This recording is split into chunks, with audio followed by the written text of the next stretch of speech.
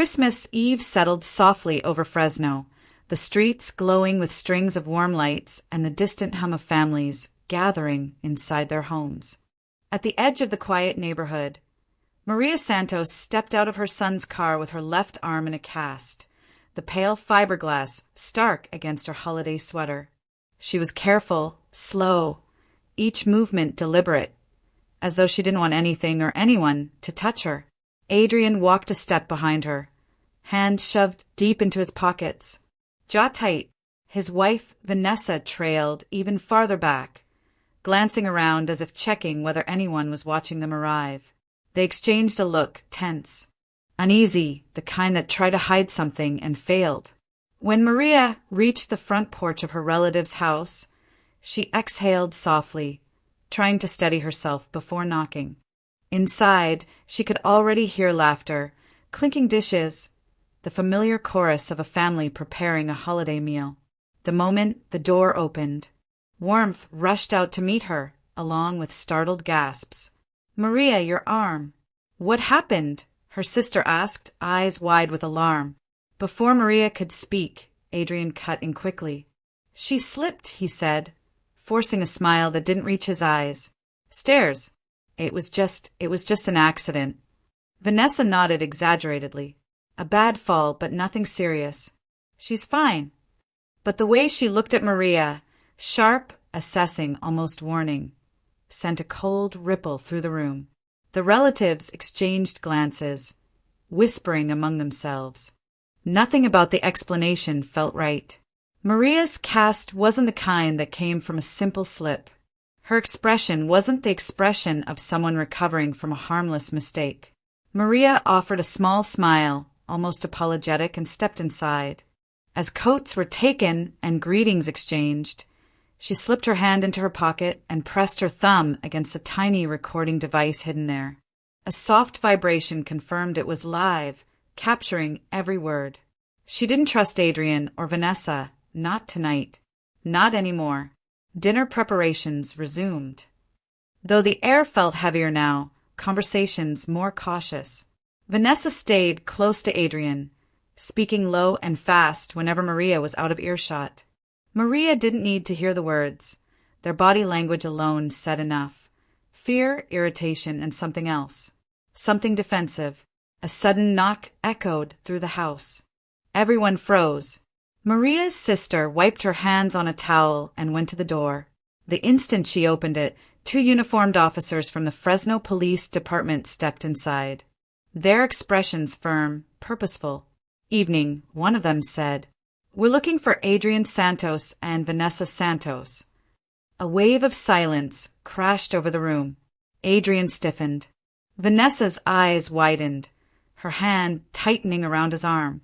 Maria's heart beat once hard. She had known this moment would come, but not tonight. Not this soon.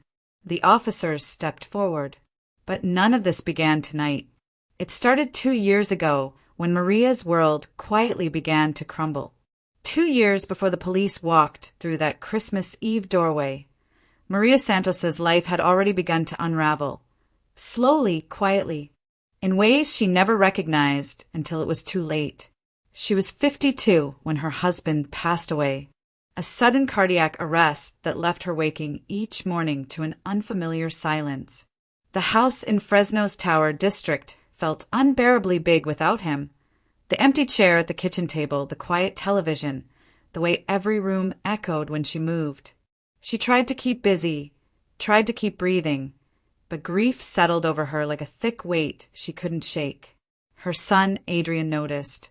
Or at least he said he did. He showed up often in those early weeks, voices soft, shoulders stooped as though he carried her sadness with him. "Mom, you shouldn't be alone right now," he had told her one evening, his tone gentle, persuasive. "Move in with us for a while, just until you feel steady again. It's safer." Maria had hesitated. Practicality told her she could manage, but loneliness whispered otherwise. And Adrian was her only child. She had always trusted him, always wanted to believe he cared as deeply as he used to when he was a boy. So she agreed. She packed her clothes, a few books, and the framed wedding photo she kept by her bed. What she didn't bring, because she never imagined needing protection from her own child, were boundaries. Maria had a modest financial cushion left after her husband's passing, a combination of life insurance and long-saved family funds totaling approximately $190,000. Enough to keep her comfortable, enough to offer help when needed. Adrian knew this. Vanessa knew it too. And slowly, almost imperceptibly, that money began to disappear. It started with a business emergency. Adrian said his small automotive venture was on the verge of collapse unless he could cover a sudden expense. He asked if she could lend him $12,000, promising it was temporary and that he'd pay her back as soon as a new client contract came through. Maria handed him the check without hesitation. A month later, Vanessa approached her in the kitchen, voice shaky, explaining she'd been accepted into an advanced career certification program, but couldn't afford the tuition up front. For $1,500, she said, would change everything for their future. Maria wrote another check. Then came the car trouble. Adrian's transmission had failed, and he insisted he couldn't get to work without immediate repairs. $3,800 vanished in a single morning. Next was an investment opportunity, one Adrian described with wild optimism. He only needed $10,000 to get in. He said it would double, maybe triple within a year. Maria gave it to him because she remembered her husband telling her that a mother's job didn't end when the child grew up. It simply changed shape. And on top of everything, there were the weekly withdrawals. Small amounts at first, $1.50 here, $80 there, Adrian claiming it was for groceries or household needs. Over 12 months, those little withdrawals accumulated into about $7,500. Maria didn't question it. She told herself she was helping her son build stability. She told herself he was still grieving too. She told herself Vanessa's tense expressions were stress, not resentment. She told herself a lot of things. Because when love and loneliness mix, denial can feel almost like comfort. The house Adrian and Vanessa rented in Fresno was old enough that every sound seemed to have its own path through the walls. Pipes moaned when the water ran. Floorboards creaked in long, tired sighs. And the HVAC system, installed decades earlier, carried voices from one room to another like unwanted whispers. Maria had grown used to these sounds in the months since she moved in. Most mornings were quiet, predictable. She would wake early, make tea in the dim kitchen, and sit by the window watching the sun stretch over the neighborhood. But this morning was different. She stood at the stove, waiting for her water to boil. When she heard it, muffled voices drifting down through the vent above the refrigerator. At first, she assumed it was the television in Adrian's room. But then she recognized Vanessa's sharp, irritated cadence. "I'm telling you, this isn't sustainable," Vanessa said. Her voice traveled clearly, carried along the metal duct like a private confession delivered straight to Maria's ears. Adrian responded, quieter, harder to make out. Maria stepped closer to the vent, her hand tightening around the edge of the counter. Vanessa's voice sharpened. She could live 30 more years. "We can't wait that long. There must be another way." Maria's breath caught. For a moment, she didn't move. She didn't blink. The words sat heavy in the air. Too impossible to interpret. Too terrifying to dismiss. She leaned in, heart pounding so loudly she feared she wouldn't hear the rest. Adrian spoke again, this time clearer. "Vanessa, stop. Don't talk like that." But he didn't sound outraged. He didn't sound horrified. He sounded tired, resigned, a man not rejecting the idea, only the way it was spoken. Vanessa didn't back down. "We've borrowed everything we can from her. The accounts are drying up. If she keeps living like this, slow, careful, not spending a dime, how are we ever supposed to move forward? You said it yourself. The insurance money should have come to you. She's clinging to it for no reason." Maria pressed a hand over her mouth. Adrian sighed long and defeated. It's not that simple. It is, Vanessa snapped. She trusts you. She listens to you. She won't fight back. She's too fragile to even question what we tell her. We just need to make her more dependent, more confused. Maria felt her knees weaken. She staggered backward, gripping the counter to keep from collapsing. Her tea kettle whistled behind her, but she didn't move to silence it. She could barely think, barely breathe. This wasn't a misunderstanding. This wasn't stress talking. This wasn't grief or frustration. They were planning her future without her, her money, her health, her longevity, as if she were an obstacle instead of a person. Adrian didn't defend her. He didn't deny anything. He simply didn't stop Vanessa. And in that moment, the delicate web of excuses Maria had spun for months finally tore apart. Her son wasn't struggling. Her son wasn't lost. Her son was changing, and she had been too blinded by love and grief to see it. Fear slipped quietly into the space denial once occupied, and once it settled in Maria's chest, it never left. The day after hearing their conversation through the vents, Maria moved through the house like a shadow, silent, careful, pretending nothing had changed. She smiled when spoken to, nodded at the right moments, and kept her hand steady even though her chest felt tight with every breath. She waited until Adrian and Vanessa were both gone for the morning before picking up her purse and slipping quietly out the front door. Downtown Fresno was already buzzing by the time she arrived. Cars honked along Fulton Street, and the winter air carried the faint smell of roasted coffee from the cafe across from her bank. Maria walked inside, offering a polite nod to the security guard and choosing a seat far in the corner, away from the main lobby. She didn't want to be seen. Not today. When her name was called, she stepped into the small glass-walled office of a customer service representative. The woman smiled gently, unaware that Maria's entire life was trembling under the surface. "How can I help you today, Ms. Santos?" Maria inhaled deeply. "I'd like to review my recent transactions. All of them, please." The representative typed quickly, the screen casting a soft blue glow on her face. Her smile began to fade as line after line of transfers populated the page. "Ms. Santos, are you aware of these?" Maria leaned closer. There were withdrawals she didn't recognize, some small, some larger, scattered across the last several months. $200, $300, $450 weekly. Then several online transfers, $1, $200, $2,000, $1,800, moved directly into an account she didn't own.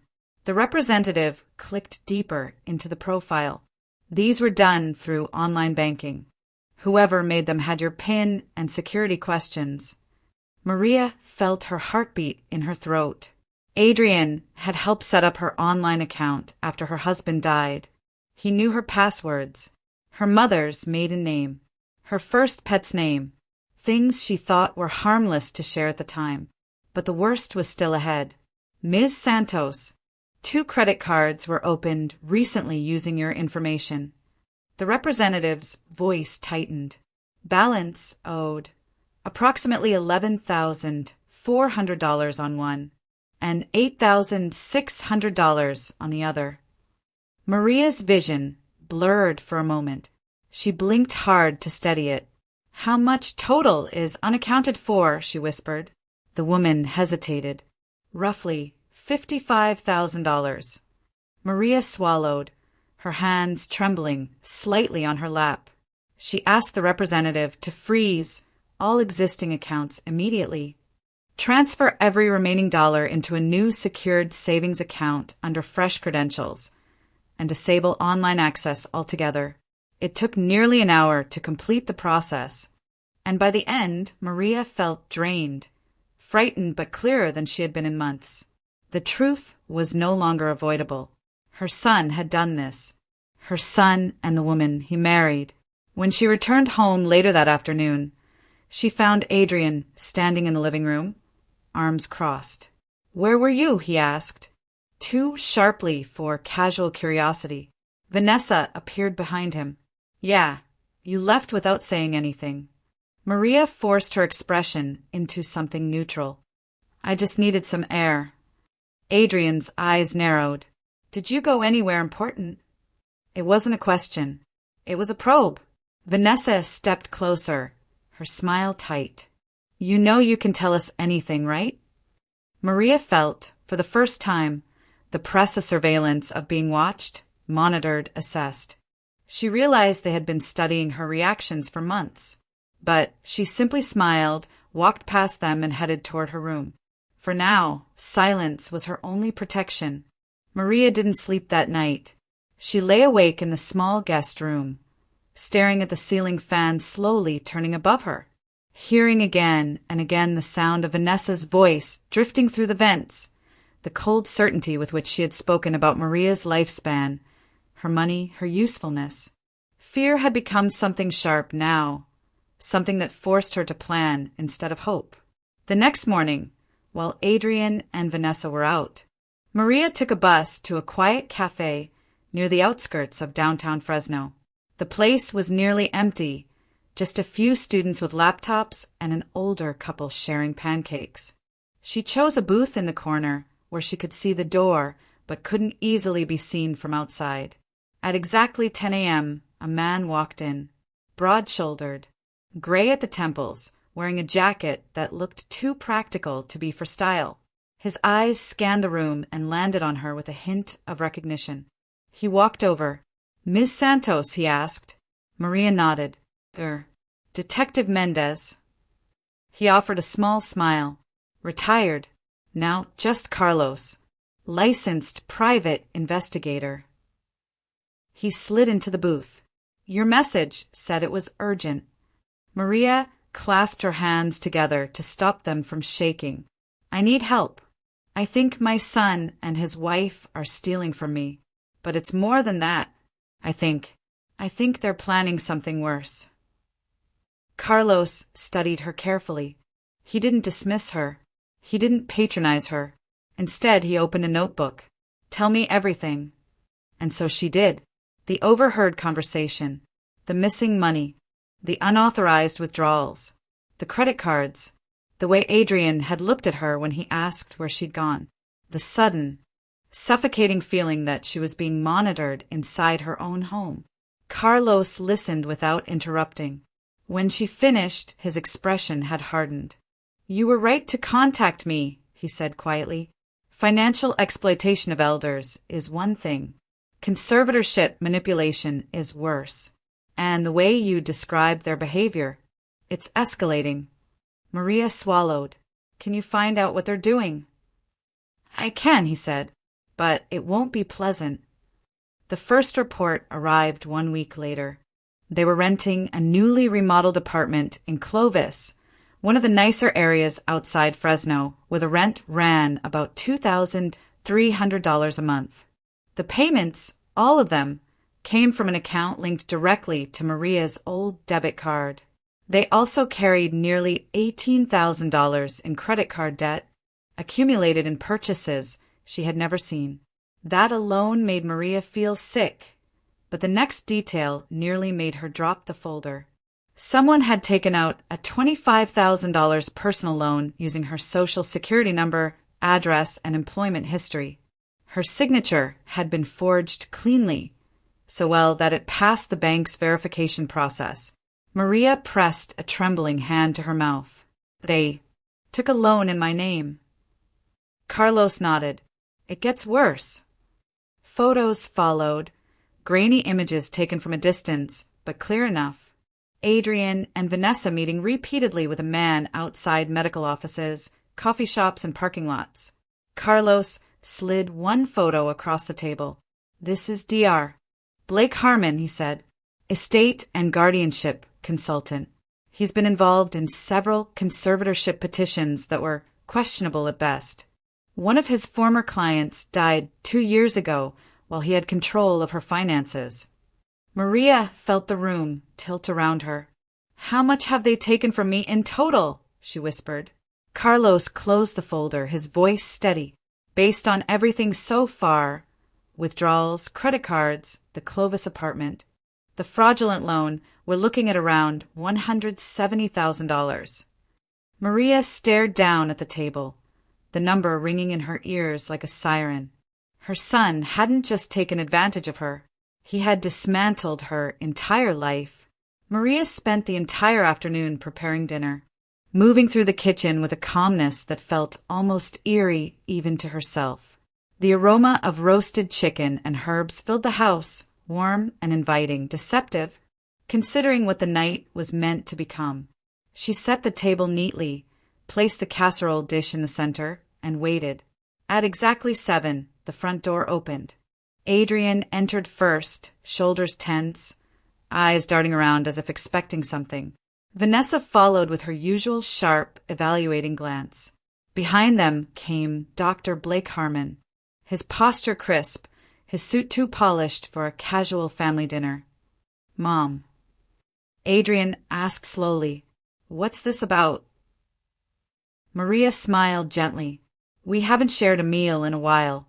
Sit, eat." They exchanged looks, suspicion, unease, but they sat. Maria filled their plates, poured water into each glass, and waited until every fork touched the food. Only then did she place a thick folder onto the table beside her plate. Her movements were measured, deliberate. She watched their reactions carefully. "We need to talk," she said softly. Vanessa stiffened. Adrian swallowed hard. Blake frowned, already calculating. Maria opened the folder. "Over the past year," she began, "there have been a number of withdrawals from my bank account that I never authorized. Some small, some large." She read the amounts calmly, one by one, each number landing like a stone in the room. Adrian's face drained of color. Vanessa gripped her fork too tightly. And then Maria continued, "I learned that someone opened 2 credit cards in my name, totaling about $11,000. Again, without my permission." She slid the statements across the table. Vanessa's voice cracked. "Maria, you don't understand." "I understand perfectly." Maria didn't raise her voice. She didn't need to. She turned another page. "You've also been renting an apartment in Clovis. A very nice one. $2,300 a month. Every payment linked to my old account." Vanessa's lips parted. No words came out. "And then there's the personal loan, $25,000. Taken out using my documents. My social security number. My identity."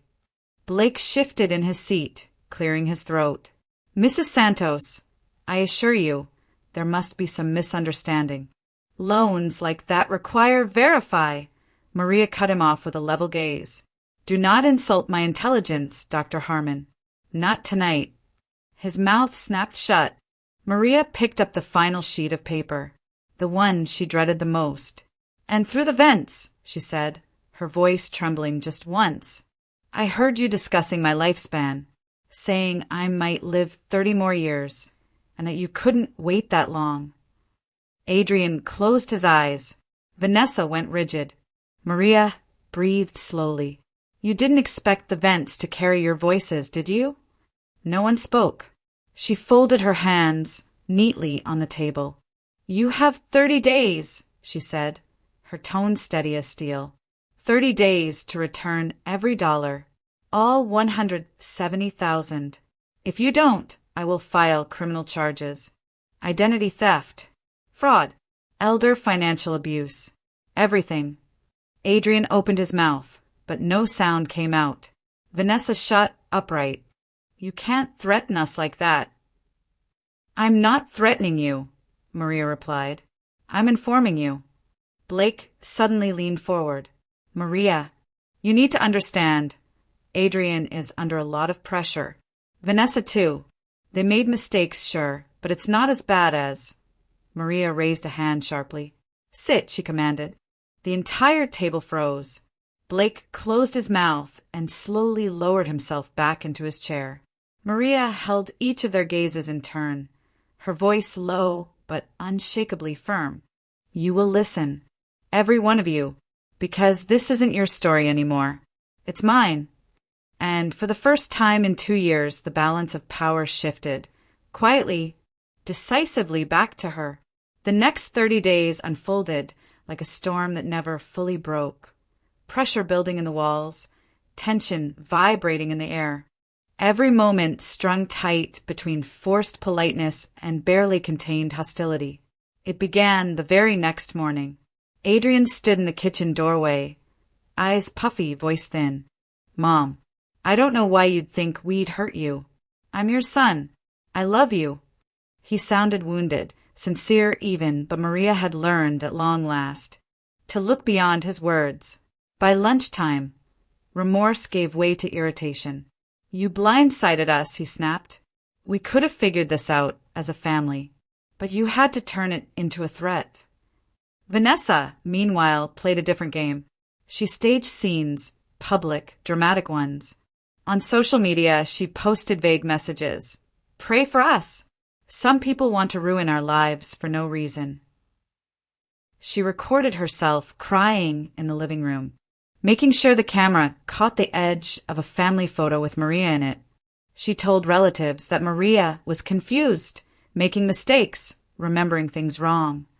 To the outside world, Vanessa presented herself as a devoted daughter-in-law, crushed under the weight of Maria's false accusations. Inside the house, she barely spoke to Maria at all, except for sharp whispers, heavy sighs, and the occasional icy stare. It was psychological warfare, and it hit Maria from every angle. One moment Adrian was begging for forgiveness. The next, he was slamming doors and accusing her of destroying their family. Then he would collapse into apologies again, shaking, promising he'd fix everything. The cycle repeated daily. Guilt, anger, tears, silence, guilt again. Maria stopped reacting. That alone enraged them. She carried a notebook in her sweater pocket, jotting down every incident. Dates, times, statements, screenshots. She emailed copies to herself and backed them up on a flash drive. She saved social media posts, captured recordings of whispered threats, documented every withdrawal and transaction. While Adrian and Vanessa spiraled through manipulation, Maria moved quietly, methodically, turning her fear into evidence. By mid-month, they made the first attempt at payment, a stack of $20 bills totaling $260. Vanessa dropped it on Maria's dresser with a tight smile. "See, we're trying." It felt like an insult disguised as effort. The following week, Adrian handed her $80 in crumpled bills. Vanessa later left $40 on the kitchen counter. Every attempt was too small, too transparent, too desperate. Day 30 arrived not with apologies or repayment, but with raised voices echoing from their bedroom and the sound of Vanessa throwing something against the wall. Their stress had turned inward.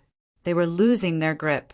Maria waited until the shouting died down before stepping out into the chilly Fresno evening. She walked slowly to the community mailbox, retrieved the envelopes, and took a long breath before returning home. Not a single dollar had been paid toward the $170,000 they owed. She set the mail down, walked to her room, closed the door gently behind her, and pulled out the business card she had placed between the pages of her notebook days earlier. Rachel Kim, attorney at law, elder abuse and financial crimes, downtown Fresno. Maria stared at the embossed lettering for a long moment. Then she dialed the number. A calm voice answered. "Rachel Kim's office. How can I help you?" Maria stood tall, her voice steady and clear. "My name is Maria Santos. I need to file several criminal complaints." And just like that, the silent war was over. The legal one had begun. 2 days after contacting attorney Rachel Kim, Maria returned home to an unsettling silence. The house felt wrong the moment she stepped through the door, too still, too empty, as if something had been removed from the air itself. She called out for Adrian, for Vanessa. No answer.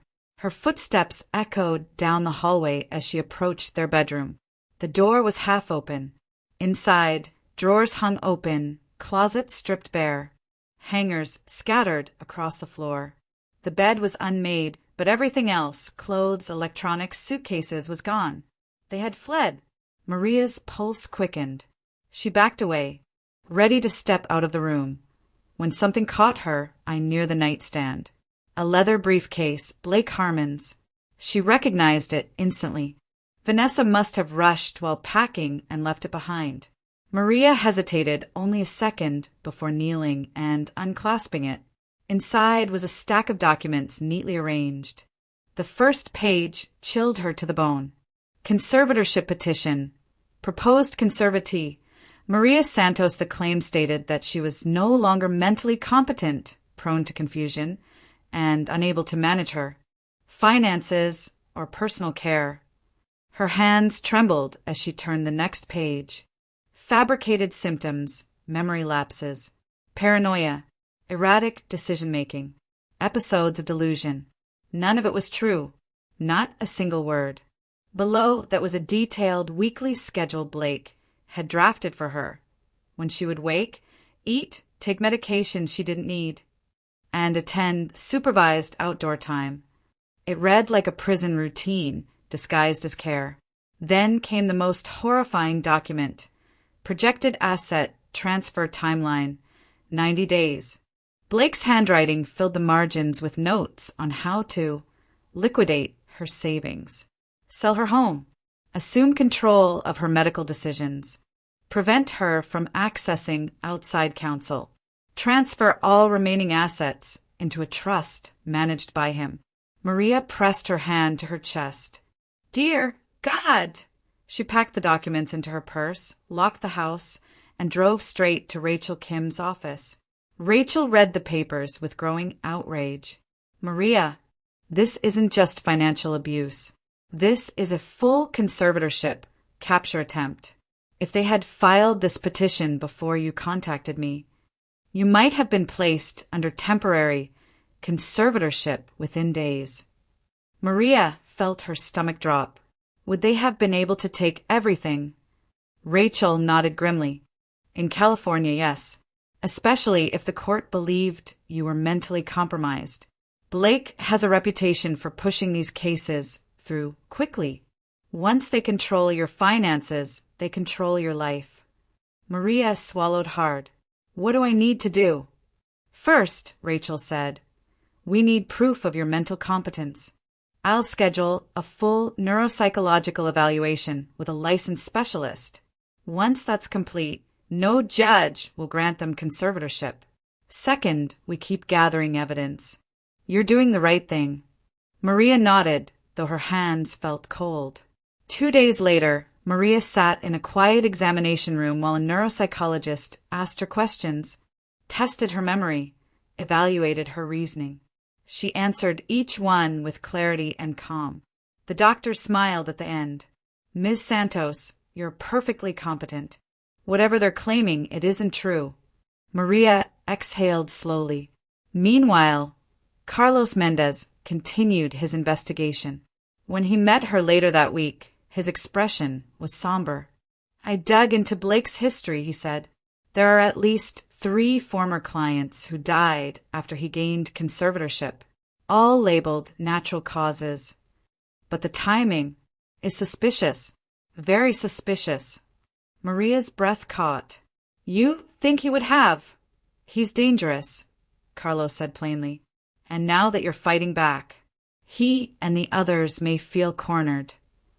Maria felt the weight of those words settle into her bones. Financial abuse had been only the beginning. This was something darker, something that reached far beyond stolen money. Someone had been planning to erase her entirely. The harassment began subtly, just enough to unsettle her without leaving proof. First came the phone calls. The line would ring 3 times, pause, then disconnect the moment Maria answered. No voice, no background noise. Just breathing sometimes, barely audible, but there. Then, one morning, she stepped outside to find 2 of her car tires slashed cleanly, sidewalls sliced with precision. The mechanic later told her it was done with a razor, not a knife. Someone knew what they were doing, he said. Maria didn't need the hint. A few days later, her mail started disappearing. Important bills, bank statements gone. The postal carrier confirmed they had been delivered. Carlos reviewed Maria's front door camera footage that night. The images were grainy, but the shapes were unmistakable. Figures moving around her porch at almost 2 a.m., staying just outside the camera's clearer range. Shadows, but deliberate ones. Carlos's voice was tight when he called her. I'm coming over. Don't open the door for anyone until I get there. When he arrived, he performed a full sweep of the house. It took less than 20 minutes for him to find the first hidden recorder wedged behind a bookshelf speaker. The second was taped inside a vent. The third, smaller, more professional, sat beneath Maria's dining table, angled perfectly to capture conversations. Maria covered her mouth. They've been in my home. Carlos nodded grimly. They either had a copy of your key or picked the lock. You need more protection than I can provide alone. Within a day, Fresno PD arranged for official monitoring equipment to be installed. Exterior motion sensors, upgraded cameras, and a panic button system directly connected to the department's communication center.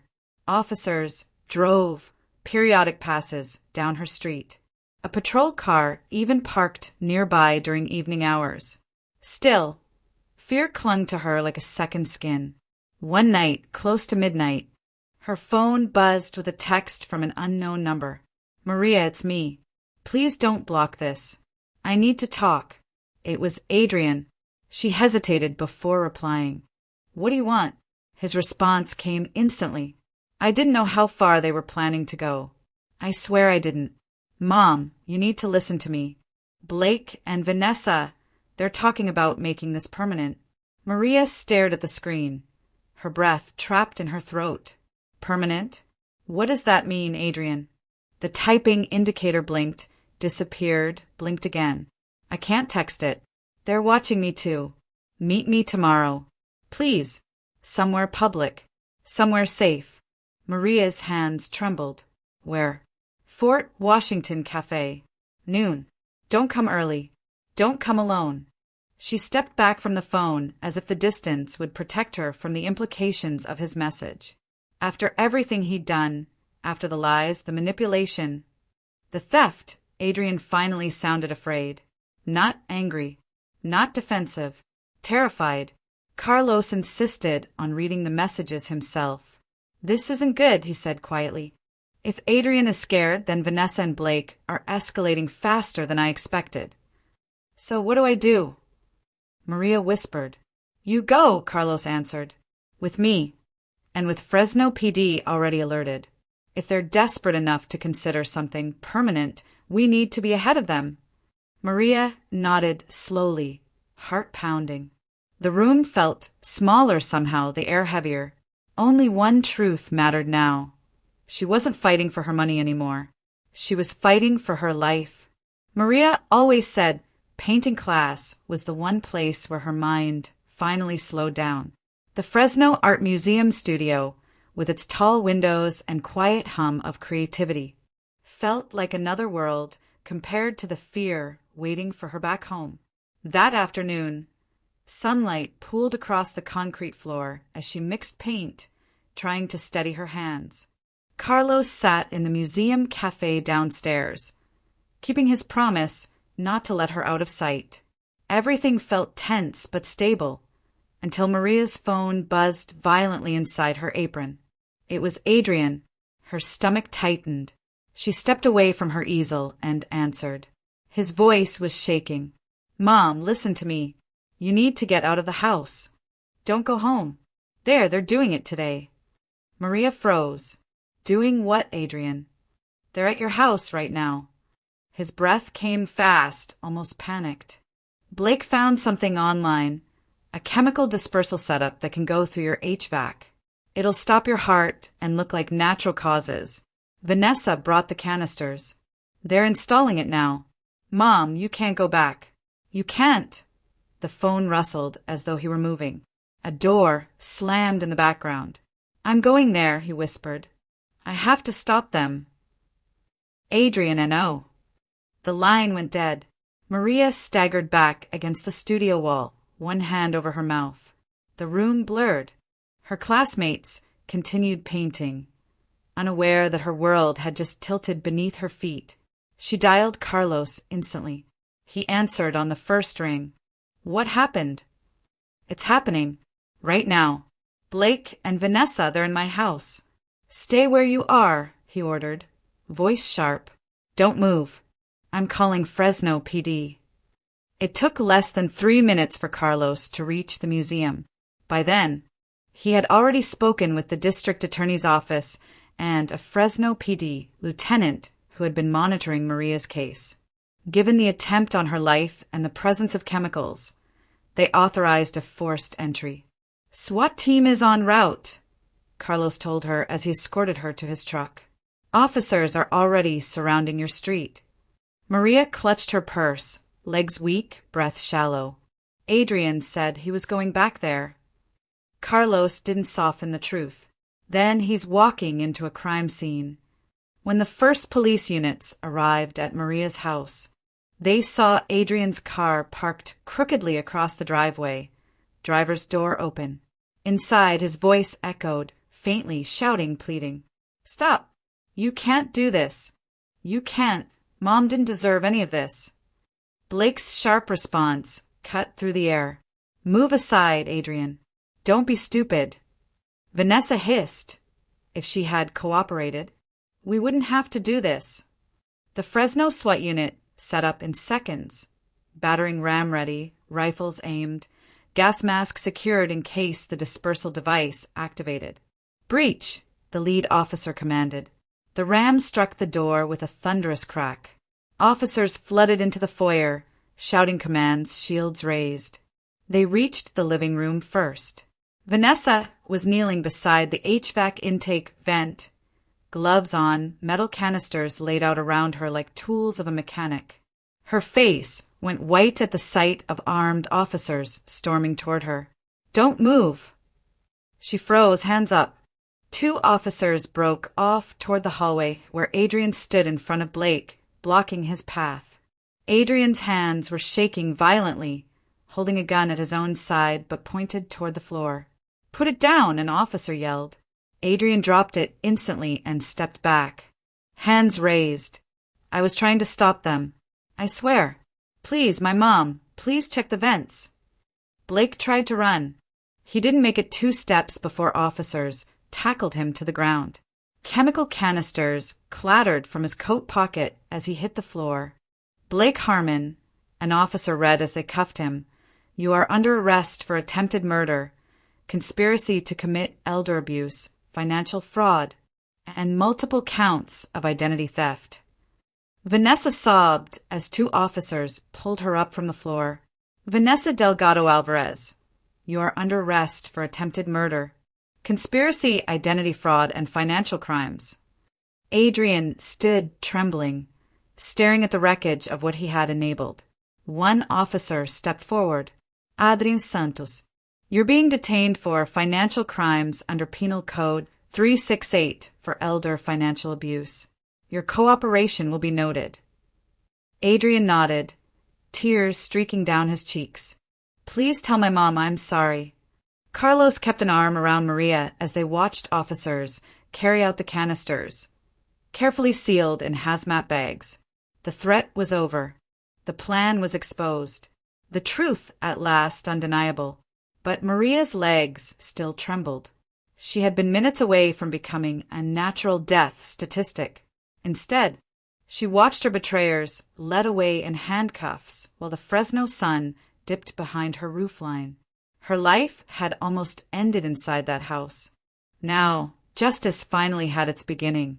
1 year later, the house that had nearly become Maria's tomb no longer felt like a place of fear. It stood quietly on a warm Fresno street, sunlight spilling across the driveway in soft afternoon gold.